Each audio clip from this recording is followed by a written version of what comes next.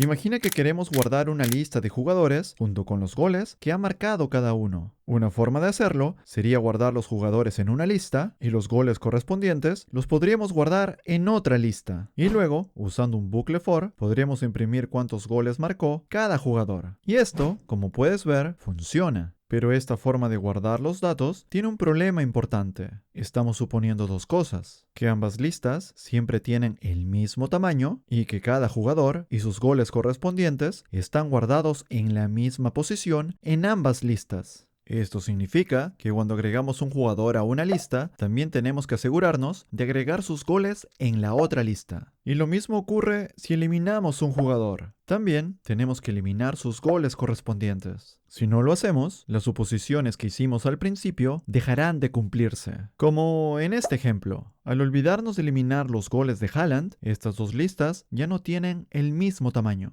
Y además, la posición de un jugador ya no coincide necesariamente con la posición de sus goles. Como puedes ver, esta forma de trabajar es demasiado frágil y hace que nuestro código sea más difícil de leer y mantener. Nuestro error fue pensar que tenemos dos listas separadas. Por un lado los jugadores y por otro lado los goles. Pero lo que no vimos es de que acá existe una relación de jugador a goles. Y lo que necesitamos es una estructura de datos que mantenga esa relación durante todo el programa de forma sencilla, pase lo que pase. Para resolver este problema, Java tiene una estructura de datos llamada map. Pero antes de hablar más a fondo de esta interfaz, veamos cómo funciona un map. Un map contiene elementos, y estos elementos están formados por dos partes: una key o clave y un value o valor. La clave se utiliza para identificar un elemento, mientras que el valor es la información que queremos asociar a esa clave. Dentro de un map, las claves son únicas, es decir, no se pueden repetir. En cambio, los valores sí pueden repetirse. En nuestro ejemplo de jugadores y goles, tenemos que decidir cuál será la clave y cuál será el valor. Aquí tiene más sentido utilizar a los jugadores como clave y los goles como valor, ya que en nuestro ejemplo podemos considerar a cada jugador como único. De esta forma, podemos agregar nuestros jugadores y sus goles al map sin problemas. Sin embargo, si lo hiciéramos al revés, es decir, utilizar a los goles como clave y a los jugadores como valor, tendríamos un problema cuando dos jugadores marcaran la misma cantidad de goles. Al agregar el primer, segundo y tercer elemento, no tendríamos ningún problema, porque sus claves todavía no existen dentro del map. Pero al intentar agregar el cuarto elemento, como esa clave ya existe, no se crea un nuevo elemento. En su lugar, se reemplaza el valor que estaba asociado a esa clave. Y al final, en lugar de tener 4 elementos, tendríamos solamente 3. Es decir, perderíamos la información sobre Haaland. Por eso, cuando trabajamos con un map, es importante elegir correctamente qué vamos a utilizar como clave. Para trabajar con maps en Java, vamos a utilizar la interfaz map.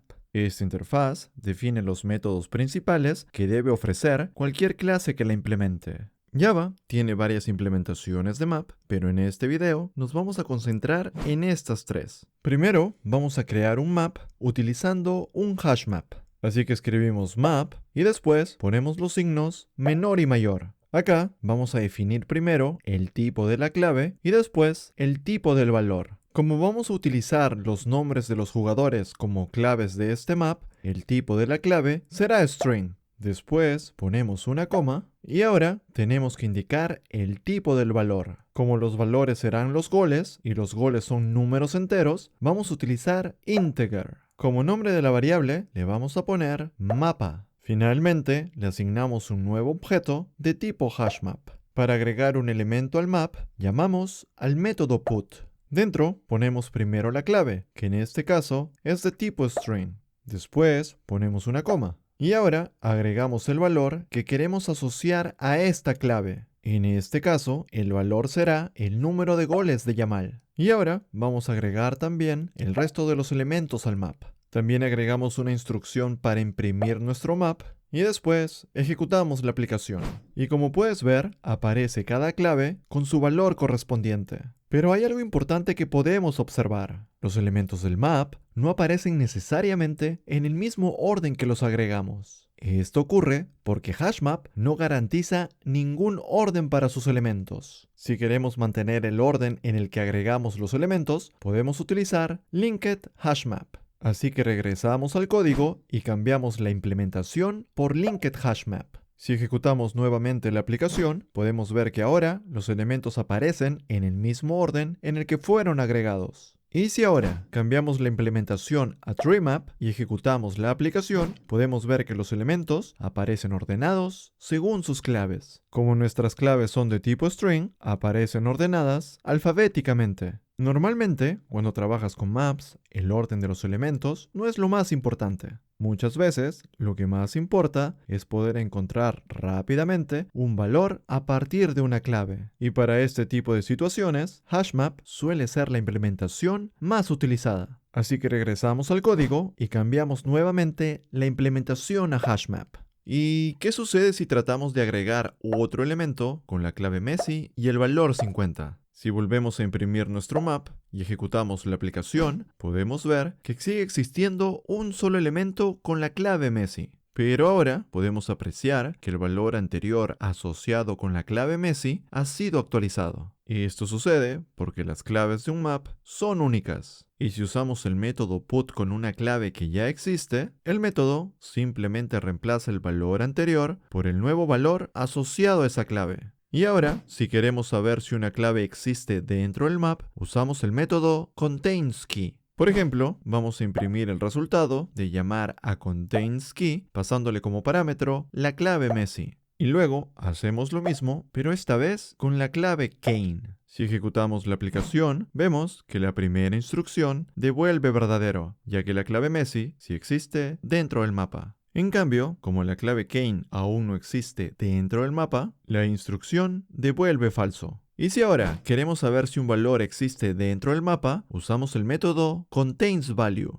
Por ejemplo, vamos a imprimir el resultado de llamar a containSValue pasándole como parámetro el valor 40. Luego, hacemos lo mismo, pero esta vez con el valor 100. Si ejecutamos la aplicación, vemos que la primera instrucción devuelve verdadero, ya que el valor 40 sí existe dentro del mapa. En cambio, la segunda instrucción devuelve falso, ya que el valor 100 aún no existe. Y ahora, si queremos obtener el valor asociado a una clave específica, usamos el método get. Así que vamos a imprimir el resultado de llamar al método get con la clave yamal y luego hacemos lo mismo, pero con la clave Kane. Si ejecutamos la aplicación, podemos ver que la primera instrucción retorna 10, ya que esa cantidad de goles está asociada a la clave yamal. En cambio, la segunda instrucción retorna null, ya que la clave Kane no existe en nuestro map. Y si ahora queremos obtener solamente las claves o solamente los valores de nuestro map, podemos usar los métodos keyset y values. Así que vamos a imprimir el resultado de llamar a keyset y luego hacemos lo mismo con values. Ejecutamos la aplicación y podemos ver que keyset retorna todas las claves de nuestro map, mientras que values retorna todos sus valores. Y si queremos eliminar un elemento del map, simplemente usamos el método remove. Por ejemplo, llamamos al método remove con la clave Mbappé y luego imprimimos nuestro map una vez más. Si ejecutamos la aplicación, podemos ver que Mbappé ya no se encuentra en nuestro map. También tenemos otros métodos que probablemente ya conoces, como size, que devuelve la cantidad de elementos del map, o clear, que elimina todos sus elementos. Y finalmente, ¿cuándo debemos usar un map? Pues si tenemos datos que están asociados entre sí y uno de ellos puede utilizarse como una clave única, podemos representar esa relación utilizando un map. De esta manera, podemos usar esa clave para acceder al dato asociado de forma rápida y sencilla.